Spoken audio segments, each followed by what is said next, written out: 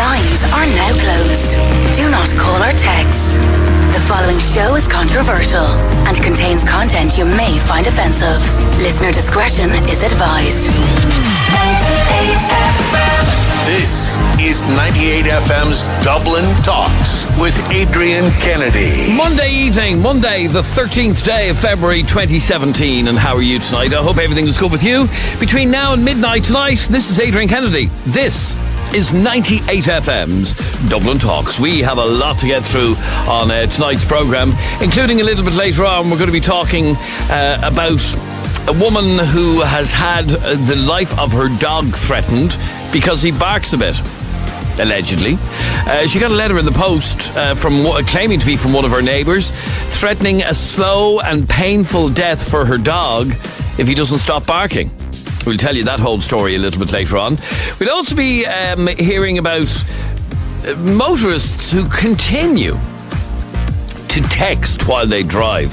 One of the most bizarre type of text message we get into this show is a text from one of our listeners commenting on whatever it is we're talking about, and you ring that person back and they say, "Oh no, sorry, I can't go on the air, I'm driving the car." Yet they had time enough to send a really, really long text message while they were driving, but it's bizarre. We'll be talking about whether or not drivers like that should be banned, because what they're doing is as dangerous, if not more so, than drink driving. We'll talk about that later on. All that and much more between now and midnight tonight. 98FM. The show getting Dublin talking. 98FM's Dublin Talks. I'm Adrian Kennedy, and that man there is Jeremy. Amul Kiadagum Dol Gadion Lehrus. Marsha the Hullig. Marsha the Hullig. Well, we only have to start in the show and you want to go to the Jacks? I'm just asking your permission. Can I go to the toilet? Yeah, but would you not wait until we've done our thing here? It was one of the things in school that I always found inappropriate. Degrading, I always found it degrading, having to ask permission to do one of the most natural things that comes to you. I never understood that rule in school, where you had to ask for permission to go to the toilet. Well, the reason for that is you can't have kids hopping up and down. No, but we went to school with a young fella that had a weak bladder. This is no joke, he actually did have a weak bladder, and he had to go to the toilet 5 or 6 times a day. And having to put up your hand all the time, can I go to the toilet, can I go to the toilet? It is a bit humiliating. Does not become a bit tedious. The reason I'm mentioning Amul Cadagum Dulgadi and Letters, a list of Irish phrases that we should all know the meaning to have been produced. And right, okay, that's one. And obviously that is one of them. Now there's other ones on it that I'm not even going to insult your intelligence by Kunasatatu. We all know what that is. How the hell are you? Yes, how are you? Yeah. I had to double check that. Yeah. But there are other ones that I have to be honest with you, and just as well, this website actually has how to pronounce them beside, because I wouldn't have known what these expressions are. But these are Irish expressions that we should all know the meaning of. So Neil is a gum is I don't know. Or would you look it up if you don't know? I don't know. Oh. It's I don't know, that's what it is. I knew that. I know Neil and Ta, because Neil and Ta, as you may know, are used by the GAA with Hawkeye. Oh, they are, If the ball goes through the posts, it says Ta. Okay. If it doesn't, it says Neil. Okay, so here's what I want to do. These, it's been listed on the net today of Irish expressions that we should all know the meaning to or of, even if we do or don't speak Irish. Okay, so as I said, a lot of them are standard. Kunasatatu, ihe moi. That's good night. Good night, yeah. Here's one, and pardon me for my pronunciation if I get it wrong. Gomalesh Gale. Gomalesh Gale. Now don't shout it out. Do you know what it means? Yeah, I do, yeah. Wow. Gomalesh Gale. It's actually pronounced Govmalesh Gale. That's what I said, Gomalesh Gale. Govmalesh Gale. Does anybody know what that means? Text or WhatsApp us on 0877 98 98 98. Gomalesh Gale. Here's another one. And again, pardon my... This was why I'll never get a job in RTE. Sorry, I actually learned a proper language when I was in school, French. Don't ask me to speak it, I don't know how to speak it. Yeah. Okay, here's another one. Bucus Ladaya. No. This is embarrassing, actually. Bucus Ladia. Bucus Ladia. That's something to do with a kid, is it? Well, a bucal is a boy, isn't it? You're an embarrassment, actually. Buchas le dia. Okay, let's deal with the first one first. Gumaleshkel. Govmaleshkel. What does that mean? If anybody knows, 0877 98 98 98. And let's see. 98 FM, by the way, would like to apologise for the atrocious language that Jeremy's attempting to speak. Don't apologise on my behalf. I will. I hate the Irish language. Really? That's a bit harsh. No, can't stand it. Gumaleshkel. Find it disgusing. No, it's too harsh. What? It's too harsh. It's too harsh? Yeah, all the words are harsh. You know, like in French, je m'appelle. Whereas in Irish, Gamaleshkel. Gamaleshkel. Does anybody know what that means? Text us right now on 0877 98 98. Sorry, I know what it is. You clearly know what it is because it's written down in front of you. But if I'd have said that to you, you wouldn't have a clue. No. Gamaleshkel. And the other one I'm completely Bukasladaya. Bukasla... Bukasladia. Bukaslidia. You're an embarrassment, honestly, God. Okay, anyway, keep your text. Sorry, is there a set ahead? Can you move them away, please, if you wouldn't mind? There you go. Bukasladia. I have to be honest with you, I studied Irish for like 20 years or whatever the case may be. That never came up in any exam. Bukasladia. When you say it right, for God's sake. Bukasladia. Yeah. Please, never came up in an exam. What? Never came up in an exam. Keep your texts or WhatsApps coming in on 0877 98 98 98. Now, I want to find out from you. Oh, sorry, hang on. Peter, you're on 98 FM. How are you, Peter? I'm very well, thanks. Good. Now, Peter, we're talking about two different Irish expressions that we should all know the answers to. Yeah. Gumaleshkel is one, which means? Excuse me. Excuse me. Oh, is that what it is? Yeah, it's very simple. Gumaleshkel means excuse me. And Bukasladia? Couldn't tell you. Yeah. Right, this is... Yeah, I couldn't tell you, lad. This is a bit embarrassing. When Jeremy says it, it sounds like it's Latin. It does, yeah. Bukasladia. But I honestly, hand on my heart, I've never heard this expression before. Bukasladia. It's obviously something to do with the daytime. No, it's nothing to do with the daytime. That's not. Yeah, cheers, absolute no? dopes. Here, hello. Cheers, thanks for that. You see, that's why I didn't know, because I had an Irish teacher exactly like you, Adrian. He used to call us dopes. Yeah. Yeah, He also used to throw his ruler at me as well when I got things wrong. You probably deserved it. You've no idea. And do you speak Irish, Peter? No, well, I actually lived abroad for my when I was a child. I grew up in Holland, so you didn't learn any Irish, obviously, in Holland? No, I didn't. So yeah, I just picked it up. Right, Bukasladia. Does anybody know what that means? Please text or WhatsApp us 0877 98 98 98. Okay. Are you Dutch, by the way? No, I'm actually Irish. Oh, the family just moved to Holland. Moved us out in the last recession back in the late 80s. Yeah. You know what I love about the Dutch and the Netherlands or Holland, whatever you call the bloody country? Anything goes. Anything goes. Anything goes. That's why I love it as well. Isn't it? There's just like no taboo in that country. They're the most chilled out race going. They're the most chilled out, and the women are so liberated. Women and men are so liberated. They're actually very liberated. Well, yeah, I can't get into that for legal reasons. But, Okay. Thanks be to God. But aren't they? Well, yeah, thanks be to God. But aren't they so liberated? Aren't they? They are. Yeah. And do you know the reason why they're like that? No. What? Because I actually watched a programme about it a couple of months ago about why anything goes with the Dutch. And the reason is back in 1940, I think it was, the Netherlands was occupied by the German forces. Yeah. The Germans basically occupied the Netherlands for the majority of the Second World War until it was liberated by the Allies. And they say that any country that's ever been occupied and then liberated, it gives the people they view things differently.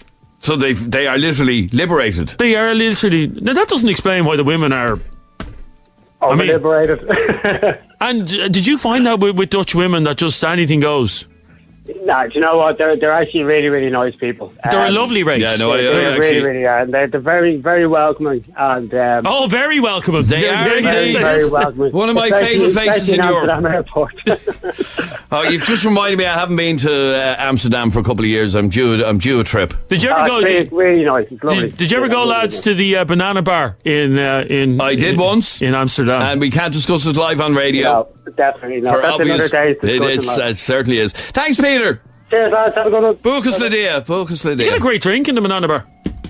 Fair enough. What? Is it all just bananas? Yeah, if you don't like bananas, don't go to the banana bar. Why would you? Carol. Hi. How are you, Carol? Dave. What? Eve. Connors to talk to. Tommy Gamma. It's Ramadan, Adrian. That's Ah, fantastic. here, lads, you're going to have listeners switching off in their droves if we start speaking that foreign language on the show. It's not a foreign language for come on. starters. It's Come on. officially recognised as our joint language, so hello. You know what annoys me, Carol, What? about Irish? You know when you put your card in an ATM machine? Yeah. It gives you an option whether you want to continue this transaction in Irish or English. Have you tried to do it in Irish? No, let me just stop you there. Because, Carol, the bank's actually hired somebody to program the computer to do it in Irish and English. Now, isn't that a waste? No, not really. How Who much wants, is- who wants to withdraw their money in Irish? I did it only yesterday, just for the hell of it. I what's- pressed Irish. Really? And what does it say? Well, it's fairly straightforward now, in fairness. What is it? Carol, Bucas Lydia. Firstly, I think it's hilarious that Jeremy, who only was talking about religion and Catholic schools the other day and on his moral high horse, Yep. and doesn't know this phrase. But I don't need to know it. You do. Well, Sorry, you're reading an article that says the top 10 expressions that Irish people should know. yeah. Bucas Lydia means, Carol? God bless you. God bless you indeed. God bless you. Now, when would you ever say that in daily life? Here, I said it to you only earlier on. You said, I'm going to do that tomorrow, and I said, God bless you. Oh. Yeah, So in but future, I'll say it in Irish, Bucas Lydia. Oh, okay. I can't believe you didn't even know that. What about this one? Aber Arishe. Say it again. It's Aber just great. Arishe. Spell it out. Aber Arishe. Aber Arishe. Yeah. Any idea, Carol? Sorry, can I tell you it's not pronounced like that? Can you spell it out for us? ABAIR and there's some little dot on top of the fada. Is that what it is? Oh, very good. Thanks. Aber Arishe. What is it? Say it again. I did say it again. Aber Arishe. ABAIR. Yeah? ARI fada SE. Aber Arish. What is it, Carol? Say it again, no? Yes, I will say it again. Aber Arishe. No, it's Arish. Arishe. So RB. Oh, the reasons again. Yeah. But Aber, ABAIR. Yeah. Is that work? No, that's Ober. That's over. Yeah, actually, what it means is say it again. Really? When you don't understand what someone is saying, you say Aber Arishe or Arishe. Who knew? Ramadan. What's an Omadom? An idiot. Here, Carol, I want to ask you a question while I have you. First of all, have you ever been to Amsterdam? No. Oh, you have to go, don't you, Adrian? I don't speak Irish. I'd have no interest. Yeah, exactly. Well, you're not great yourself now. Aber Arishe. Say it again. And apparently I was pronouncing it incorrectly. It's Bucas Lydia. Yeah, Bucas, sorry. I was closer than Carol, Jeremy I have to ask you a question while I have you there. Are you a pet owner? Do you own a dog or a cat? Several pets. What kind of pets do you own? Cattle. Dogs. Fish. Sorry, did you say, we asked what pets you own and you said cattle? Yeah, they're not really pets, though, are they? I wouldn't have thought so. You don't bring them in to sit by the fire, do you? No. So they're probably not pets. Dogs. Okay, but interesting that you have cows. Do you have an attachment to the cow, or do you keep yourself detached because you know you're going to end up eating them at some stage? No, I have no major attachment to them. Because you can't get attached to something you're going to kill. Sure you can't. I wouldn't have thought so. You're Although not supposed to. I'm quite attached to you, but it is part of my long-term goal To kill get me. rid of you. No, the reason I'm asking that, Carol, would you consider buying one of your pets a Valentine's Day card? No. No. Do you think it's a bit weird? Yeah. Why? Why? Why would I? Why? Yeah, but no, that's Can I ask, these cards, can you lick them? Or, because the dog can't read it. No, he can't. Unless he's a very intelligent dog. Thanks, Carol. No, the reason I mentioned that is because this is a... Have you ever had a post that went viral on the internet, Adrian? No, you actually haven't. No, never. No, probably not. I put up a post over the weekend that went viral. It's gone worldwide. It's been seen by more people than anything else this year. Oh, you nearly broke the internet? I broke the internet with this photograph. And it was an innocent photograph I took. I was in Dunn's on Saturday doing some shopping. And I decided to buy a couple of Valentine's cards while I was there. By the way, do you buy... Sorry, a couple of Valentine's cards? Yeah, I buy one for the young fella to give to his mother. Is that appropriate? I No, don't know. it's totally inappropriate. But they make cards. Happy Valentine's Day, mommy. Yes. That's actually a thing. But he's not in love with his mammy. Oh, he is. Not in the same way that you would be. Well, he's in love with her, yeah. No, he loves her. Anyway, I digress. I bought a card for my young fella to give to us. Although she's listening now, so now she knows. There's a surprise gone. Well, he hardly went and bought it himself. No, he didn't. Yeah, I let him pick it out. Anyway, on the shelf of Valentine's cards, I want to share this with you and find out who these people are. They are now selling Valentine's cards for you to give to your pet, be it your dog or your cat. They are now selling Valentine's cards that say, now in this post I put up that went viral across the world, it's a Valentine's Day card. I assume it's for a woman because I can't imagine any man buying a Valentine's Day card for his pet. But it says, have a look at the card here. Adrian. To the dog on Valentine's Day, pugs and kisses. Oh, God. And it's a photograph of a little pug there. Now, is there any human being listening to the show right now that would buy their pet a Valentine's card? Because, as I said, I put the Facebook post up. It went viral. It was seen by 60 zillion people. And a lot of people were saying that there's loads of shops doing them now. And it's big, big business. Valentine's Day cards for cats and dogs is now big business. And they are estimating, Adrian, that in the next 5 years, as many cards will be sold for pets as for humans. Really? That scares the life out of me. It does me a bit as well. Now, really, you know my devotion to my dog, Sparky. I know if I bought him a card for Valentine's Day, he wouldn't appreciate it. I could give it to him. I think he'd probably just eat it. Well, is that not a good thing? No, because it's cardboard. It's not really the best for him now, in fairness. But no, Valentine's cards for your dog. If you're somebody who has or ever would buy a card for your pet, I would love to hear from you on 6797981. I don't think there's anybody. Although you saw it on a shelf. Sorry, in with the Valentine cards. Duns. Am I allowed to mention Duns? Yeah, well, yeah. Let's hang on. Is that okay? Yeah. Yeah, that's fine. You can mention Duns, yeah. No, it was in Duns. There was loads of them. Not just one card. There was ones for cats and for dogs, and then you had specialised Valentine's cards depending on what breed of dog you have. It's bloody, the world's gone mad. Oh, so I could get a Pomeranian one for Sparky? There wasn't a Pomeranian card, but there was like a Happy Valentine's Day to my Labradoodle. Like, honestly, these people should be locked up, should they not? No, I find it a little bit odd now. I also heard Pound World. Can I mention Pound World? Yeah, mention away. Yeah. Is that all right? Yeah, that's fine, yeah. Pound World seemingly are also sell them. And hang on. Can I mention Mr. Price? Yeah, okay. Mr. Price are selling them as well. So such is the demand for Valentine's Day. Okay, who are these people? If you're somebody who has or would get a card for your pet, we want to hear from you on 6797981. No, like look, a text straight away, yes, and I ought to buy my card a Christmas, or buy my dog a Christmas card. No. These people should be sectioned, shouldn't they? Shouldn't they, though? I do think it's a little bit odd. Now, it's different, say, buying your dog a special treat for Valentine's Day. Ah, yeah, that's different. You know, little nibbly bits and whatever. Yeah, that's grand. But buying the dog a card, unless...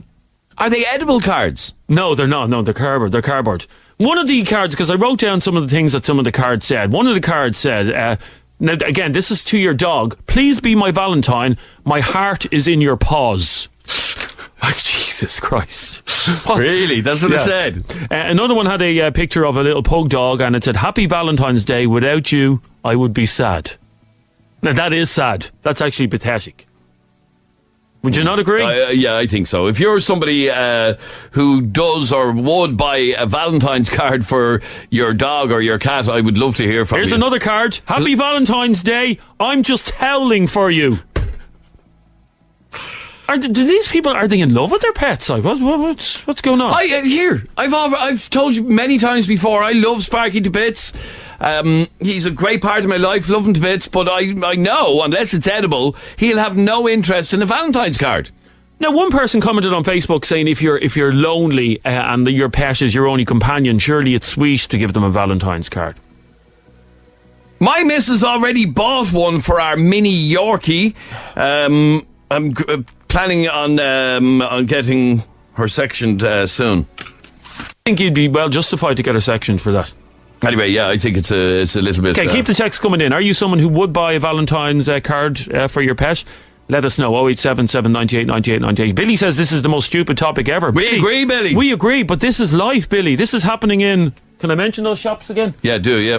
Pound World, Mr. Price, yeah, and I believe Duns as well are doing it. Oh, no, they are doing it. That's where I saw it. Yeah, well, according to our listeners, nobody is buying them. They are buying them. They're running off the shelves. Just because they're on the shelf doesn't mean they're being bought. Oh, you don't think they're being? No, I don't think anybody is buying them. Now, here's another card. Time to pause for a kiss on Valentine's Day. To a dog. Oh, there are some odd people in this world. Now, I have a list here. This is a different list altogether. We had our list of expressions that Irish people should know. Well, apparently, we can't live without these 10 luxury items. So I have a list here. This is published today of things that we just... luxury items that we can't live without. Now, we should be able to live without them because they're only luxury items. Yeah? But we can't live without them. Okay, so these are luxury items. So we're not talking about heat and shelter and stuff like that. No. We're talking about stuff that's in your house. You wouldn't die if you didn't have it. Okay, but you can't live without a Wi-Fi. Wi-Fi has to be there. Yeah, it's number one on the list, actually. Yeah, our Wi-Fi went down there for 2 days last month, and it was like living in the dark ages. Really? Oh, it was horrible. We had to talk to each other. It's horrible. We actually had to have a conversation. Oh, that must be horrendous for your wife. There was nothing worse. It must be horrendous for your wife. Sorry? Well, no, I meant for me. No, for her. Okay, what do you... That's number one on the list, believe it or not. Wi-Fi is the number one luxury item that people now say they couldn't live without. Okay? I want you to text or WhatsApp me on 0877 98 98 98. What one luxury item? And remember, these are things that you're not going to die if you didn't have. So you weren't going to die without the Wi-Fi. Oh, no, I was. No, you weren't, though. No, but I actually... But you actually weren't. These are things you're not going to die if you lose it. But it's a list of the top 10 luxury items that we can't live without. Okay, we want to know what you think is on this list. Okay, so luxury items that you can't do without. I'll give you one idea. Yeah. Okay, number 10 on the list. Yes. Hair straighteners. Now, I assume this applies predominantly to women. I know men that use hair straighteners. Really? Yep. Who? Name and shame. We used to have it. Remember our famous male friend who had very straight hair? He used a hair straightener. Did he really? Remember your man? Oh, Adrian. Him. Did he really? Yeah, he did use it. He actually admitted to me once when he had a few jars on him that he used a hair straightener. I don't think there's any shame in that. Really? Men deserve straight hair as well. Yeah. Anyway, hair straighteners is number 10 on the list. I want you to text me right now with one luxury item other than a hair straightener or Wi-Fi that you just couldn't live without. Okay? Text or WhatsApp us 0877 98 98 98 because these are things you're not going to die if you don't have, but you just can't live without these things. Oh, my electronic toothbrush. I'd hate to have to go back to manually brushing my teeth. Why, are you that lazy? Oh, so you have to move your hand back and forward a bit? Yeah, I'm not used to. Maybe you're used to that, Adrian. I'm not. I'm well used to it, yeah. Yeah, I know you are. But I recently invested in a electronic toothbrush, and literally you just have to hold it on your mouth and it does everything. Flosses, does the whole lot. Couldn't live without that. Now, Lorraine, what do you think is on this list, or what is the one luxury item you couldn't live without? A good face cream. Oh, there's nothing better. There's nothing better than a good face cream. Face cream. Yeah, you need a good face cream. And Clean on your face well. It's something that you have to have. Oh, I have to have it. Now, like I said, you're not going to die without it, but you would be fairly miserable without it, would you? I absolutely would. It's the one thing I look after is the skin on your face. You have to look after it. Absolutely. Now, hang on, I just want to check with Kate here. Are we allowed to mention Aldi on the show? Yeah. You can. Yeah, you can. Okay, but I use the Aldi. Hang on. Katie, Aldi, is that okay? Yeah. I use the Aldi face cream. Yes, and there's nothing wrong with it. I use it myself. No, and I look in my 20s. You don't, actually, but... And they said about the Aldi face cream, it only costs like £6 or something like that. It is, and I tell you now, it is as good as any of the brand names, which I'm not going to name, but I've used a lot of them. Yes, it's called Lacura, isn't it? I can't believe I'm having a conversation with a woman about using the same face cream. Neither can I. But it's called... Well, I can recommend the Q10 for during the day. Oh, the Q10 for during the day, is it? Yes, it's absolutely brilliant. If you wash your face and cleanse it in the morning, put that on, no makeup, and if you go out for a walk or the breeze is in your face, your skin just feels amazing. Oh, I know. I hear you. I'm a Lacura man myself. Now, Adrian... Now, you're not exactly a walking advertisement for it, can I just say? Oh, really? Yeah. Is that why Aldi won't use me in the ad? I'm not surprised. I'm telling you now, Aldi actually, there was a blind test there a few years ago, and it was in actually one of the magazines, and they gave this cream to these different creams to different women to try out, and the Cura Aldi brand came out on top. Wow. Yeah, they said it was as good as like some serum that cost 400 quid or something like that. Absolutely. It's the Okay, best so that's the cream one that thing you couldn't try. live without is a good Couldn't face live cream. without a good face cream. And by the way, do you own a pet? I do. Valentine's Day card, yes or no? Probably yes. Oh, no, you're one of those. Adrian thinks he should be sectioned. Yeah, I do. Yeah. He probably is right. Yeah, he is right. He is right. I wonder, can you, if you're in prison or whatever, can you use face cream and stuff like that? Are you allowed to have beauty treatments in I'm sure prison? you would be. I'm sure you're you allowed do, to have yeah. toothbrush and toothpaste.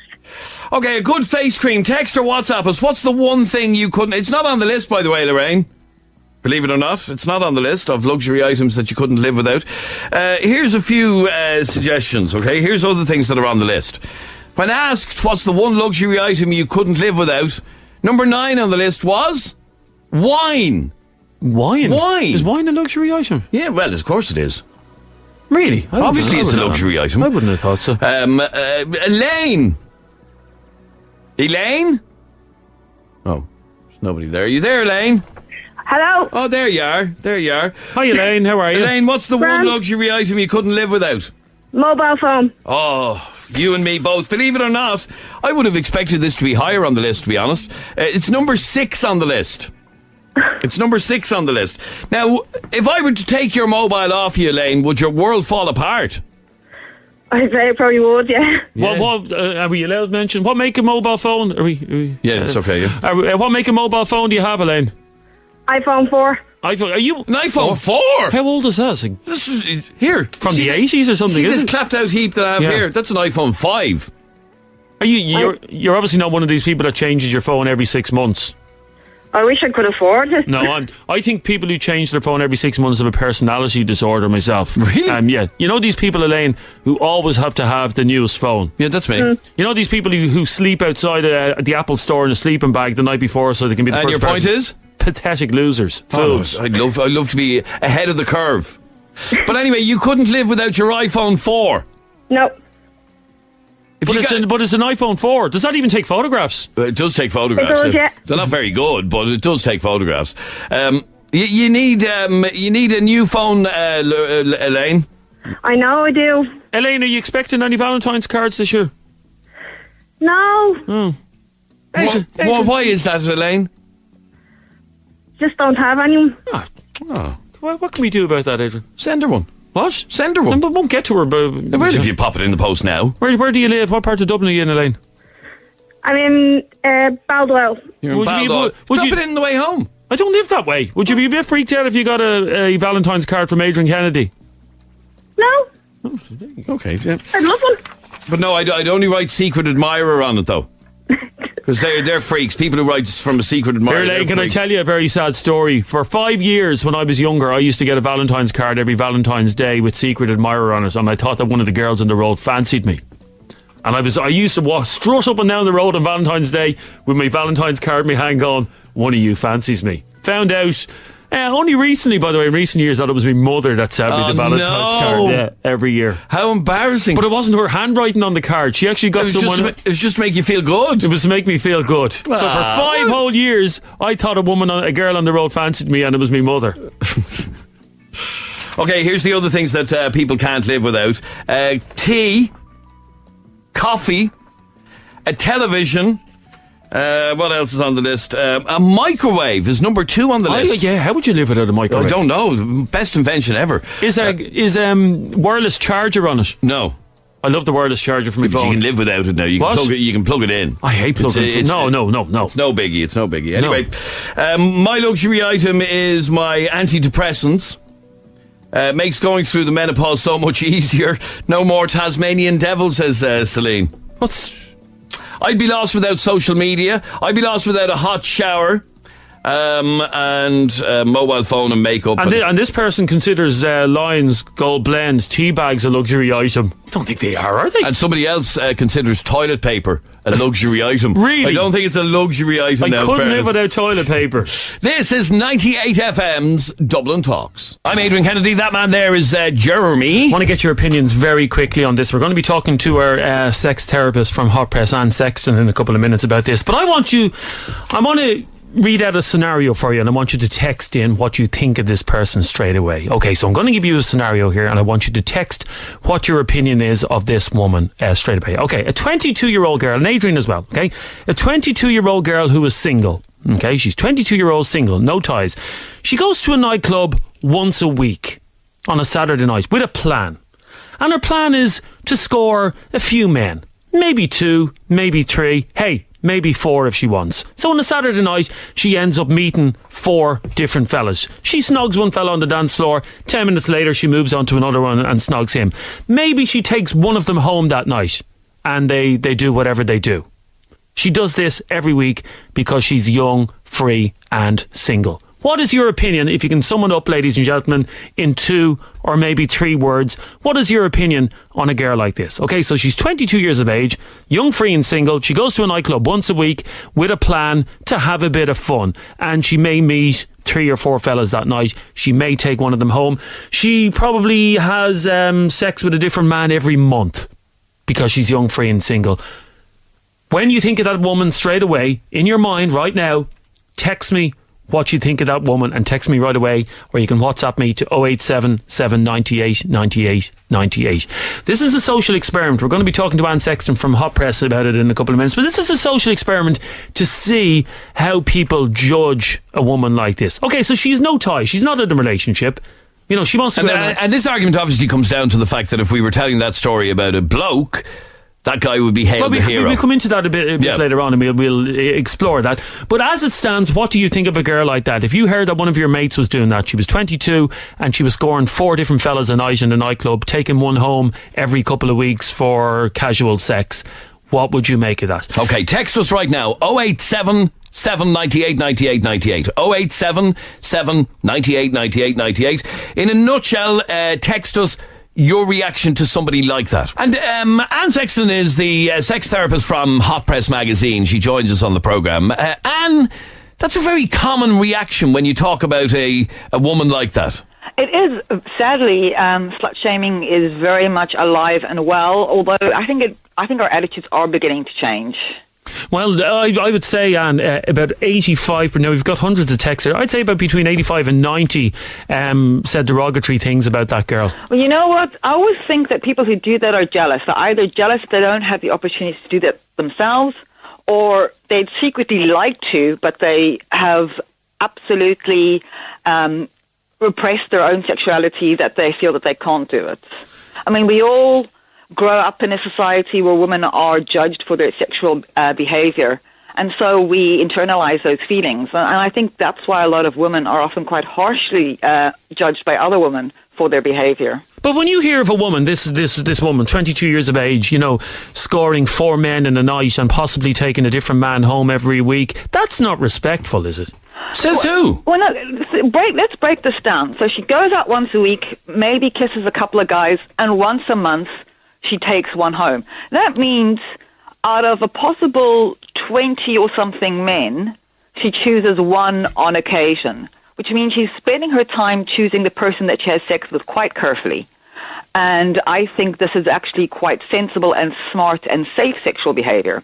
In other words, she's not picking up guys every single week, hopping into bed with these guys every single week. And she's not going home with anyone who asks her. She's making sure that she's choosing the right person for her. So that sounds quite sensible to me. One of the things that I wanted to bring up is, and I mentioned this a minute ago, is the hypocrisy of a conversation like this. Because if this were a bloke we were talking about, there's no point in even going down that road. Let me go on, explain why this happens. It's because there's this great belief, which is absolutely false, that it's really easy for a woman to get sex. Well, it is. No, but it's not actually. And come on, no matter how... Let me just say, no matter how ugly you are as a woman, you can go into a nightclub in town tonight and be guaranteed that a man will take you home. someone that you want to go home with, someone that is going to treat you respectfully, someone that's going to be... I think so because men... Not somebody that's going to treat you respectfully. No, because men are... Well, no one's going to treat you with respect if you have sex with them on the first night anyway, but... Well, that's not necessarily true. But the thing is, when women go out and look for somebody, we have different criteria than men. And one of the things that we're constantly have to be aware of is whether or not someone is going to turn out to be aggressive and violent. And that actually reduces the number of potential partners down quite a lot. Then you've got to find someone you find attractive. And obviously, on any given evening, there's only going to be a handful of people you find attractive. They've got to find you attractive. They've got to be single and willing to go home with you. So once you think a woman walks into a nightclub and there's 100 men and she can take any one of them home. That's not actually true. I think it is. No, it's not. No, I don't think it is either. I have lots of female friends in their 20s who have been celibate for, months or years because they can't find anyone. Jeez, they should start going to Copperface Jacks then. Well, Jesus, no one wants to really do that. But and I'm not talking unattractive girls. Beautiful, friendly, smart, intelligent, fun girls, but they're just not meeting anyone that's pushing their buttons. All right, stay there for a second, Anne. Let's take some of your calls on this. 6797 981 is our telephone number. Is Anne saying that a woman like this is sexually liberated? Is she to be admired? Well, I'm saying you should do whatever the hell you like. Oh. Now, this is not going to be behavior that's going to appeal to everybody, so I don't think it's something everybody should do, but if it's something that you want to do and you practice safe sex and you're careful about who you take home, then I don't see what the problem is. Okay, stay there for a second. Let's bring in some calls on this. 6797 981 is our telephone number. 0877 98 98 98 is our text or WhatsApp number. So is Anne Sexton from Hot Press basically saying that women should go out every She's week? not saying they should. But she's saying there's no harm if they do. There's no harm in doing it. But pretty much, yeah. Caroline, you're on Dublin's 98 FM. Hi, Caroline. Hi, how are you? Good, Caroline. What did you want to say on this? Well, I have a 21-year-old daughter, and I'd hate to think that she was out doing that every night or the weekend. I think anybody with a daughter would probably... Why, Adrian, though? Because a minute ago about yourself and Anne said that what's the big deal? I never said that. Yes, you did. No, I didn't. Yes, you did. You were saying... my thing is the hypocrisy. Hang on a second. You were shouting girl power a few minutes ago and saying I said the hypocrisy of differentiating between men and women doing the same thing. So it's okay for other girls to do it, Adrian, but if it's your daughter, it's a big no-no. That's your point, Caroline. If it were your daughter, you'd be horrified. Guys, can I just say, when I was younger and went away with my girlfriends when I was 21, we all went to Ibiza one year, and Ibiza was the place to go. And one of the girls used to go out at night time and pick up 2 or 3 guys. But she got a terrible name in the hotel and with our Irish circles that we were palling around in. So, I mean, I know what she's saying, that it's liberating for women and men can do what they like. But really speaking, if you have respect for yourself, I really don't think you're going to be... Okay, well, let me put that point to Anne. Anne Sexton is the sex therapist from Hot Press. And if you have respect for yourself, you won't carry on like that.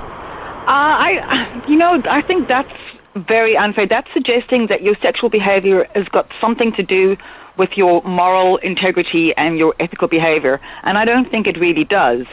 I think if you have respect for yourself, you won't allow anyone to use you sexually, and you will be honest and upfront with the people that you are having sex with. You won't pretend that you want a relationship when you don't. You won't lie to them. You will practice safe sex, and you will look after yourself both physically and emotionally. I think that's having respect for yourself. Whether or not you want to... Are you saying that she's not letting people use her? I don't know this woman, so I don't know what she's doing. If she's... if it's 2 people who both equally decide that they want to have a one-night stand, then I don't have a problem with it. If it's somebody who's using sex in order to try and feel better about themselves, or to trying to prove something, or because they feel that they can't say no, then I think that person has issues, and that needs to be addressed. But that's not the sexual behavior issues. It's the psychological, mental, and emotional issues which are the problem. So if having sex for the wrong reasons, then I think it's a problem. But if you're having sex because you enjoy having sex and you're having safe sex with people who want to have safe sex with you, then I'm fine with it. But hang on a second, everybody enjoys having sex, don't they? Every single, but nobody, most people do nobody dislikes sex because sex was nature intended that sex is a pleasurable thing for human beings because that's how we procreate, because it's a pleasurable thing. If sex wasn't pleasurable, the world would cease to exist. It's also something that makes us happy. It tends to improve our mood. It's good for your physical health in many ways. But Anne, would you be happy? I mean, you heard that woman who's a mother. Would you be happy if you had a teenage daughter to find out that she was up to that sort of thing? Well, I don't have a teenage daughter, but I do have a young niece. And would you be happy to find out that she was sleeping with a different man every week? I would be happy as long as she was protecting herself and she was doing what she wanted to do. But Anne, how could she protect herself? She's meeting a guy. She doesn't know what he's like. She's meeting for a night, and she doesn't know what that one is like that she's taking. No, that to me is the bigger worry. To me, the bigger worry isn't the amount of people someone has sex with. It's really whether or not you're taking home people who are drunk and you don't know anything about them and they could be dangerous. That is, but that's a risk factor rather than a moral factor, Caroline. That's the thing that I would be more concerned about than anything else. I never said anything about the girl's morals. I didn't say. But you did say about the girl you were. If it was my daughter, I wouldn't like her to do it. But I didn't say anything. I didn't call that girl a slut or anything else. No, you didn't. No, okay. All right, stay there for 1 second. I want to squeeze in as many calls as I can before we wrap this up. Christian, you're on Dublin's 98 FM. How are you, Christian? Good, guys. How are you? Christian, your attitude to this is fair play to her. Yes, fair play to her.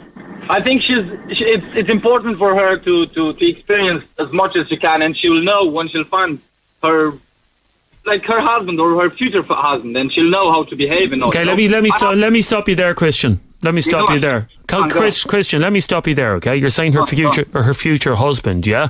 What man is going to want to settle down and marry a woman who's possibly slept with 70 fellas in her lifetime?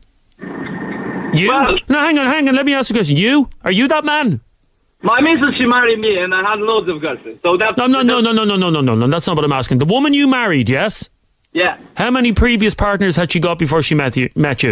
None. There you go. Well, then get off the line. Then you're not talking any sense. No, go on, guys. I mean, he does have a point, and this comes back to Christian. You would not walk up the aisle with a woman who had 50 one-night stands before she met you. Hold on a second. How would she even necessarily know that this was the case? And it's not like, every time you have sex with somebody, you get a notch on your vagina that people can count. It doesn't have any physical. It doesn't make any. No, of course it doesn't. Yeah, but hang on, Anne. Christian married a virgin, so. He doesn't really have a right to an opinion on this. Well, maybe he's sorry he married a virgin. Or maybe he thought his wife should have had a little bit more fun before she met him.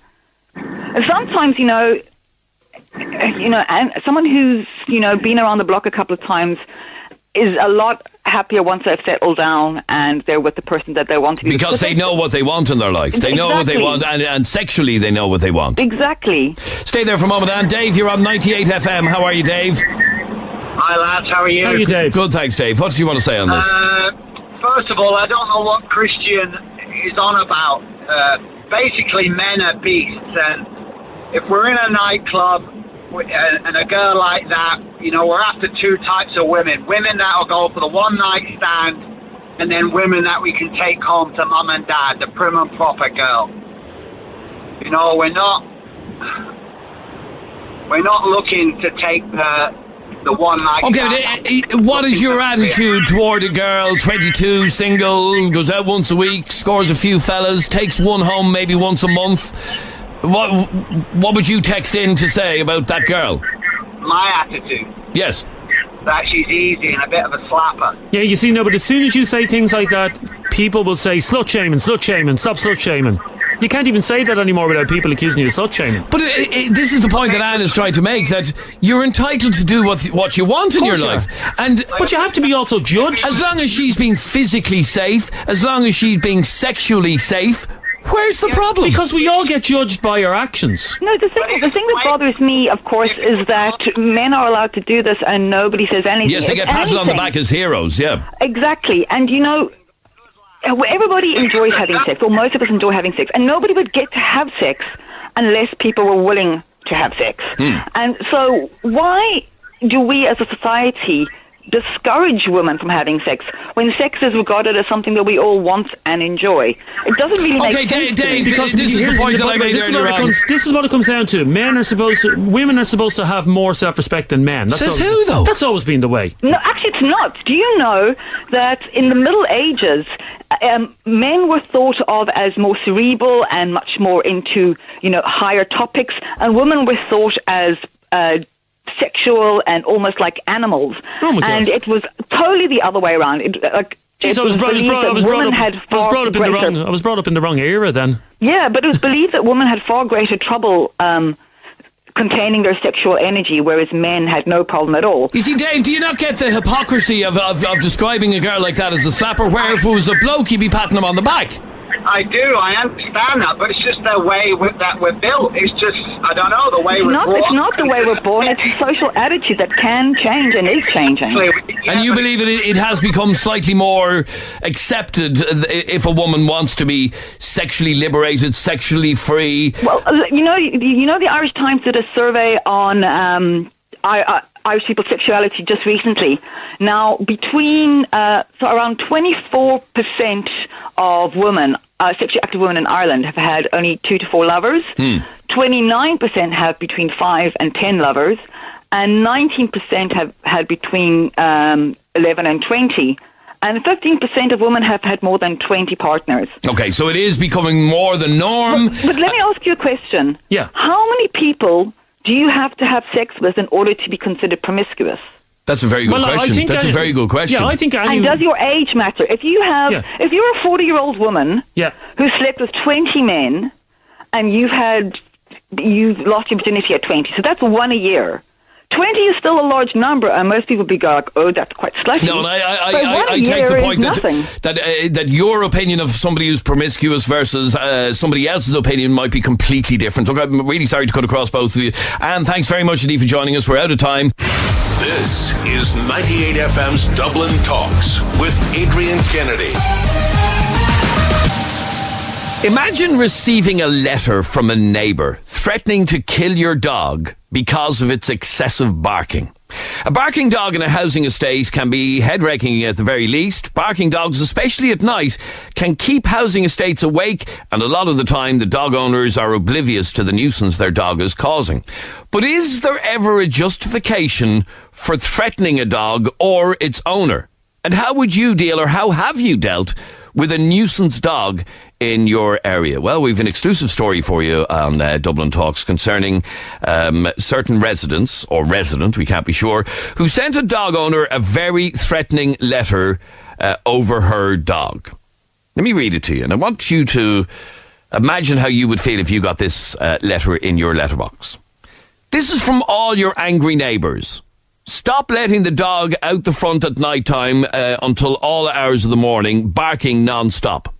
This is a warning that if the dog continues to bark, a brick will be put through your front door and the dog will be taken away painfully and slowly. From your neighbours in Cherrywood Park. Now, Cherrywood Park is just near Loughlinstown in South Dublin. And it was Kaylee who got this letter in her letterbox. How are you, Kaylee? Hi, I'm grand, thanks. How are you? Now, Kaylee, I'm just looking at the letter that you got. My God, you must have nearly passed away when you got that in your letterbox. To be honest with you, I was absolutely, utterly shocked, and so was my mother. We went out just to check the letterbox, and our names were not on it. It was just an address, same like our address on it. We opened it and we looked at the letter. Now, like, I can't believe somebody would send that letter to us. Why haven't you came over and knocked on the door and like asked us, can you do something about the dog? And have any one of your neighbours ever said, your dog, can you ever shut that dog up? No, none of them. And that's the thing. Like, my neighbours actually seen this post going viral last night and contacted me and said they are utterly sick that somebody would say that on their behalf, that they have no problem with my dog Cody whatsoever, that he's a lovely dog, he's always up playing with them and he play with his dogs. So what sort of a dog is he? He's like Jack Russell. He's only a small dog. It's not like he's a Rottweiler or anything. He's just a little Jack Russell. Now, sorry, my mistake, by the way. You live in Cherrywood Park in Clondalkin. Yeah. And you've never had a bad word from any of the neighbours. They've never said, shut that dog up, until you got this letter in your letterbox. When did you get this? I got it yesterday morning. Here's what the letter says. It says, this is a warning. If the dog continues to bark, a brick will be put through your front door and the dog will be taken away and killed painfully and slowly. Be warned, if the dog is out after the 9th of February 17 and is barking, the above will happen. Now, that was yesterday. Yeah. Has he been out barking? No, he hasn't been out at all. And the thing about that, Adrian, is the dog, he's a house dog. He's not allowed out onto the road. We're living here 6 years and we have had no problem whatsoever. It's only the past 6 and 7 months that children on the road have been coming up with their own dogs and housing their dog at my dog, trying to get him to go for them and coming up and taunting him and trying to get chases off him. Now, when Cody goes out the back, he jumps the wall. We've put chicken fencing and all up all over the wall, but he's a little escape artist. He just jumps over the wall and we can't get up on top of the sheds because they'll fall through. I have neighbours at the back of me when they see me getting up on the shed saying, get down off the shed, you're going to fall through it.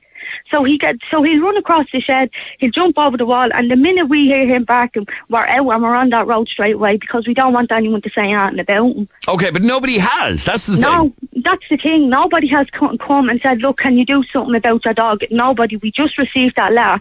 And like, I live here with my mother and my 3-month-old son.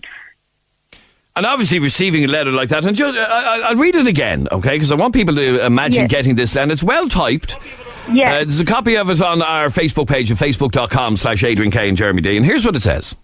This is from all your angry neighbours. Stop letting the dog out the front in the night time until all hours of the morning to bark non-stop. This is a warning. If the dog continues to bark, a brick will be put through your front door and the dog will be taken away and killed painfully and slowly. Be warned, if the dog is out after the 9th of February 17 and is barking, the above will happen. From all your neighbours in Cherrywood Park. Now, have you spoken to any of your neighbours since you got that? I have. A few of them have contacted me and said that they are utterly distraught that people have said that a certain person on the road has said that it's from all the neighbours when it hasn't been from all the neighbours. Okay, do you have any idea who may have sent it? I have no idea, to be honest with you. We brought the letter down to the guards and the guards took it because the handwriting was on the envelope and we were able to be told that the letter was actually posted from Portlaoise to Dublin. Portlaoise? Yeah, right. That's the weird thing about it. Now, it could be somebody winding you up. It could be just a stupid kid. But it's a very threatening letter to get in your letterbox. But again, talk to me about Cody, the dog. How much does he bark? And is he ever out at night time? Because the reason I ask is, a couple of years ago I was living in a certain place and there was a dog next door and my Jesus, it'd drive you insane. Absolutely insane, especially during the summer with the early mornings. He'd start barking at 4 o'clock in the morning. Yeah. Is Cody like that at all? No, he's not. See, Cody's actually a very lazy dog, believe it or not. All he does is sleep, and when he does get out, yeah, he does have the odd bark now and then, but it's because of cats. The air estate is full of cats, and Cody doesn't like cats. That's why he goes barking like mad, but then we bring him straight back in. Like, he's not the only dog on the road that barks. There's a man that actually lives across the road from me. He owns 2 big, huge German Shepherds, and they bark from about 9 o'clock in the morning to 10 o'clock at night. Well, Cody doesn't do that. So where does he sleep at night time? Is he out at night? No, he's not out. He's actually right in front of me asleep in his dog bed. Okay, so he's never out at night time? No, he's not. That's just an exaggeration. He doesn't be out at night. Like, with my neighbour saying that they'll be listening to him, as if I want to be listening to him myself. Like, I'm bewildered why did he even say that. He's not out. Like, we look Okay, so after our the dog. first paragraph of the letter says, stop letting the dog out the front at night time until all hours of the morning to bark non-stop. You're Yes. saying that doesn't happen? No. Okay. If the dog continues to bark, a brick will be put through your front door. But you're saying he doesn't bark anyway? No, we don't let him out the front. He's not allowed out the front. The only reason how he'd be getting out the front is when he jumps the back wall. And then the minute we hear him barking, we're out straight away because we don't want anyone giving out about him. Now, in Cherrywood Park, are there many other dogs? You said about the man across the road with the 2 German Shepherds. Any others? There's other little dogs that do be roaming around the place. There's a little West Highland Terrier. There's a Yorkshire Terrier. There's another Jack Russell. There's a lot of dogs that do be roaming around. It's not just Cody.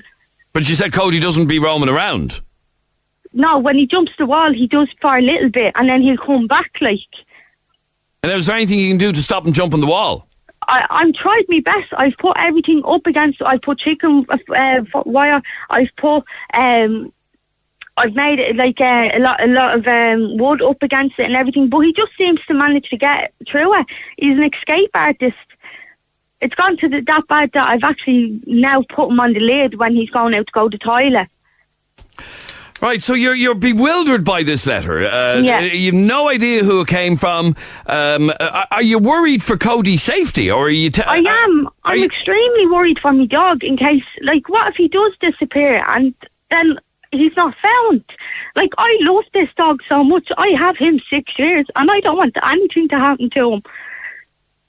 And getting a letter like this in the post, so it was actually posted to you. It was actually posted.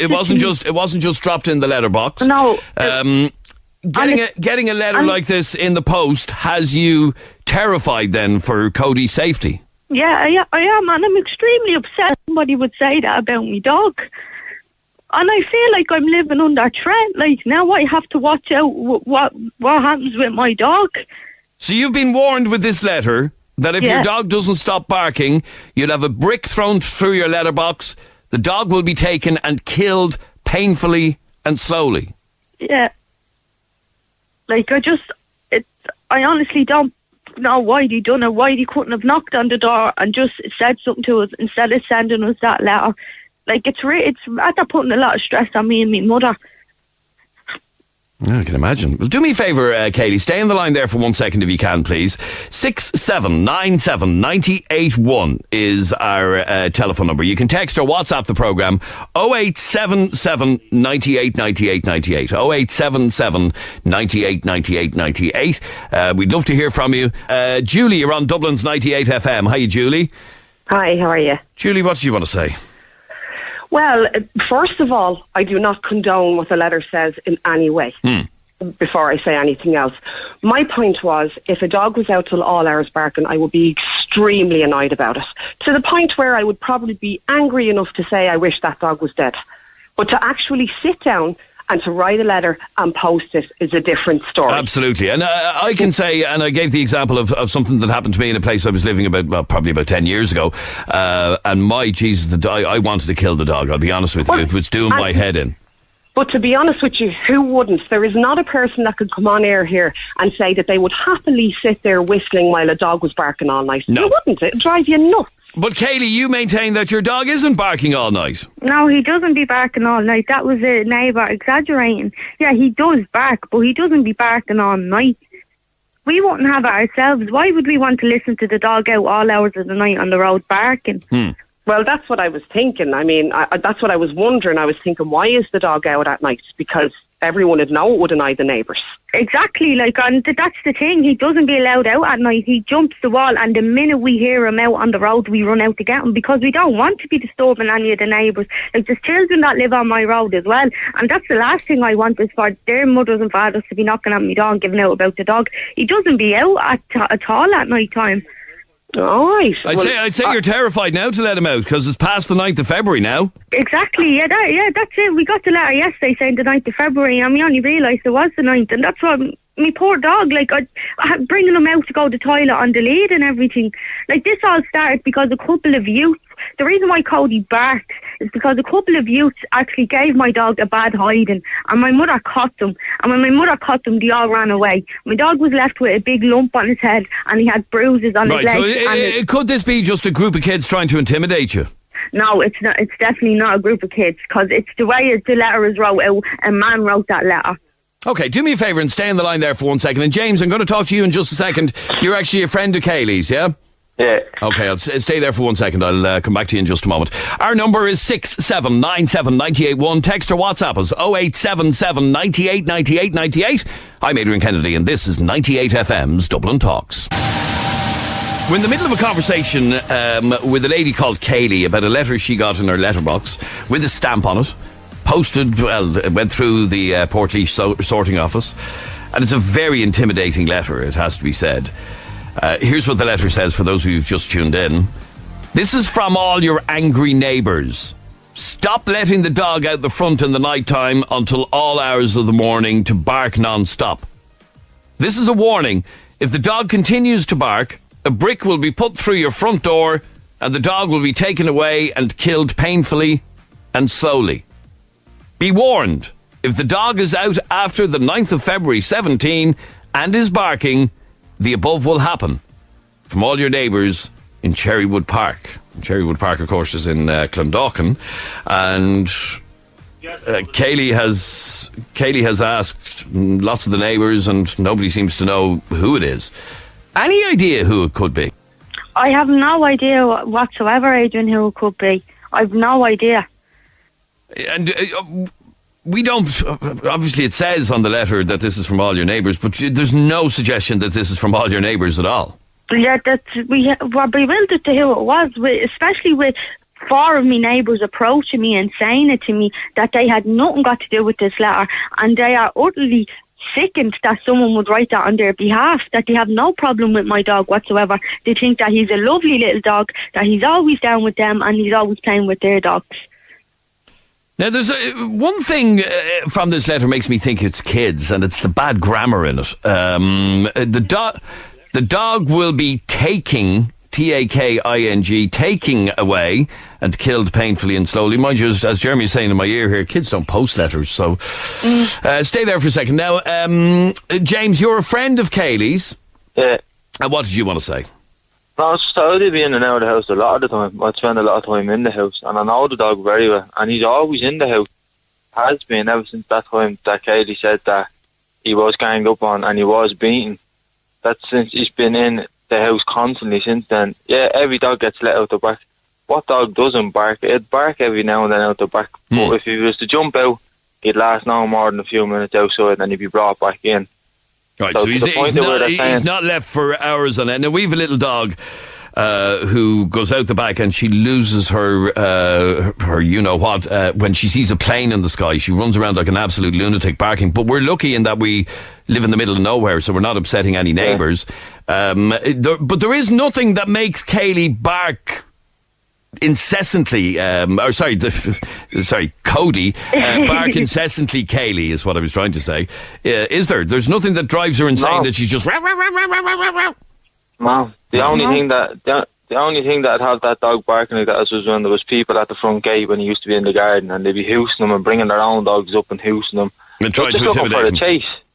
And what do you make of the letter, James? What do you think of it? I honestly think it's sorry for cursing, but it's disgraceful for someone to sit there and have the time to type that out and then to post it to a house with a woman, her daughter and her grandchild. Yeah, like you said, for somebody to have the time and the effort to actually go to type all this, the trouble they went through going out and typing that letter. Now, by any chance, Katie, did anybody else in Cherrywood get one of these letters, or is it just you? Just me. I'm the only person. Nobody else got one. Right, so there's a campaign. But like the funny thing about it is, Adrian, I have 2 dogs. Like I have a husky and I have my Jack Russell. So why would I let one dog out and not let the other one out? Yeah, Do you know what I mean? Like. Okay, let me go to Mick. You're on 98FM. How are you, Mick? I can understand how the neighbours are angry over this, but like I wouldn't risk criminal damage obviously to the house, but at the end of the day, if someone's constantly letting their dog out early in the morning... But she says she isn't. This is the thing. She isn't. Let me ask you... There's obviously something that's annoying the neighbours, and I would, for telling you now, I'd make the dog disappear. Hang on a minute. Yeah, hang on a minute is right. Go on, Kaylee. What do you mean you'd make the dog disappear? There's no need to say that. A dog barks, and if a dog barks, it can bark if it wants. So what are you trying to say? That dogs aren't allowed to bark? I'm not disputing that dogs bark, love. I'm just saying that at the end of the day, if a person, not just you, about any person, my neighbour, anybody, and my dog out constantly all hours in the morning. Yeah, but that's the thing. I'm not doing that. I'm not doing that. At the end of the day, if someone did do that, I'm saying if someone did do it, I would. Yes, you're not thinking it'd be better to knock on the door instead of sending that letter. I'd like to think, Mick, if you were being driven mad by a barking dog, you'd go and knock on the door and tell the neighbour to shut their dog up. Oh yeah, but then like most people out there, dog lovers and all them, they don't care. They just but you're not listening to what this lady has said. Nobody in Cherrywood Park has complained about her dog barking. Nobody. And then she gets this letter. Yeah, and I understand that. And like some people, I'm not being bad, but like some people are cowards. They won't actually approach someone, you know. But at the end of the day, if a dog's constantly being let out early in the morning, disrupting my sleep, sorry, your dog's going to be out there one morning, it's just going to vanish. Well, my dog isn't out at the morning, that's the thing. That's well, then you're going to worry about it, innit? Okay, Kaylee, give me an idea of an average dog, an average day for Cody. An average day for Cody? Yeah. Well, Cody will get up about, say, 11 o'clock. He's very lazy, honest to God. He'll go out, he'll go his toilet, and he'll stay in all day. Now, he'll get let out again at the night time, say about 6 o'clock. Then he might jump the wall. If he does jump the wall, it's only because there's a cat, and he wants to go for the cat. And then he runs along the sheds. We actually hired up my side entrance for when he's ready to get down off the wall so we can grab him, and he has no way of getting out. Okay, so he's not running around, he's not sitting in the back garden like at 12:30 at night, yapping away. No, my two dogs are house dogs. They're not outdoor dogs, they're house dogs. So this is somebody out to get you then, is it? Yeah, I don't know who it is, Jeremy, and it is somebody out to get us, and I don't know why they can't just knock on the door and just say, look here, blah de blah, whatever, and instead of sending me that letter and my mother, like, it's just, I can't believe that's happening. All right, let me just bring in another couple of calls on this. Michelle, you're on 98FM. How are you, Michelle? Hey, how are you? Good, thanks, Michelle. What did you want to say? First of all, that letter is disgraceful. As for your man that was just on the phone there, if he threatens to do something to my dog, it would be the last thing he did. At the end of the day, a dog will bark if it's not happy, and that's the end of the story. I don't blame the dog. It's the person that owns the dog. Absolutely. I couldn't agree with you more, yeah. So it's saying that he's going to kidnap a dog and make it disappear, like, seriously, cop onto yourself. Like, what kind of scumbag are you? Have you ever, and I'm not saying this is happening in Katie's case, I'll take her word for it that her dog isn't going on a mad one regularly. Have you ever had a barking dog living near you in the middle of the night? Yeah, I have. And it does, right behind my house. It does drive you insane. It does. I had just had a baby, and the dog in the house behind me is a little Yorkshire Terrier. Now, don't get me wrong, I have 3 dogs of my own, and they're house dogs. They're in the house. They literally go out to the toilet. If I bring them on a walk, they go out for a walk, and they're back in. But the dog at the house behind me howled all night, cried at the door, scratched at the door, and he was just ignored. So I got so annoyed one night because he was waking the day. I got dressed, it was 12:30 at night, and I went around and I banged their door down until they opened the door, and I said to them, will you take your dog in, please? He's crying and screeching and barking, and he's waking the baby. And he said, oh, I'm very sorry. Took him in straight away. And that was the end of that? That was the end of it. See, the problem is you were lucky in that was how your neighbour reacted. I know of people who've done exactly what you did and got told to piss off. My dog's not barking, or mind your own business, he's just a dog, or whatever. So you were kind of lucky that that's how your neighbour reacted. But as regards Mick saying your dog would disappear... Mick sounds like a scumbag. Like, it's not the dog's fault if it's upset or whatever. Like, now... I'm thinking that maybe they sent the letter to the wrong house if she's saying that she doesn't leave her dog out at night. No, she's absolutely adamant that her dog isn't out barking. And maybe they Well, maybe they sent as a matter of interest, Kaylee, do you think that there is another dog this could be a case of mistaken identity? No, honestly, they're aiming it at my dog. They're aiming it at my dog. And the letter that was sent to you, was it addressed to you? Now, I know it arrived at your address, but did it have somebody's name on it? No, it had nobody's name on it, and it just had my home address. Just your house address? Yeah. Right. Yeah, so it's not a case of my mistaken identity. This was deliberately sent to you? Yeah. All right, stay there for a second. Let me go to Ashley. You're on 98 FM. How are you, Ashley? I'm good, thanks. Now, Ashley, you're also Kaylee's friend. What did you want to say? I've been friends with Kaylee since we were babies, and I know her and I know her mother, and I've known the dog she's had in her childhood. I don't know her dog now, but I can just say from knowing her, being in her house in the past, she has never had dogs barking in the night time. Like, she's had dogs that were outside, they weren't in the house much, but they weren't barking all hours of the night. And I think it is disgraceful that she is being terrorised. She only had a baby recently. She has enough on her plate, and I think it's disgusting that someone would just send all this stuff to her and her mum. I mean, her and her mum are lovely people. I don't understand why people would do that to her and her dog. I'm sure her dog is lovely. Her dogs in the past were lovely. So I'm upset because I don't want to see her upset, you know. No, and she is upset, and I don't blame her being upset. If I got a letter like that in my letterbox, I'd be upset. But, yes, it's very sad. Mick, we've another Mick on the line. You're on 98 FM, Mick. How are you? Oh, Adrian, yeah, I'm actually kind of angered there. Who the hell does Mick think he is saying that, making a dog disappear? He ain't no man.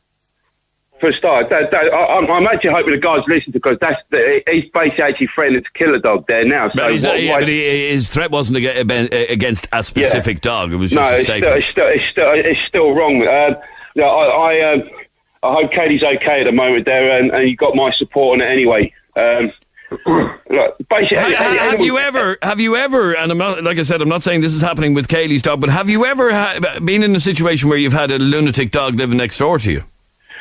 Yes, but I just mind my own business in a way, because dogs are dogs and they're going to bark. Sorry, what are you laughing at? What's the other Mick laughing at? What are you laughing at, Mick? I'm going to mind my own business. Our dog's interrupting your sleep constantly, 24 hours a day. Anytime you put your head in the pillow, you just say, "All yeah, good luck, pal." I mean, you're just a scumbag, Mick. You know, you're pure enough a scumbag. Why? Because I'm going to get a bit of a dog that is disrupting my sleep, my family's sleep. Doesn't matter. Anyone who threatens a dog is a scumbag in my eyes.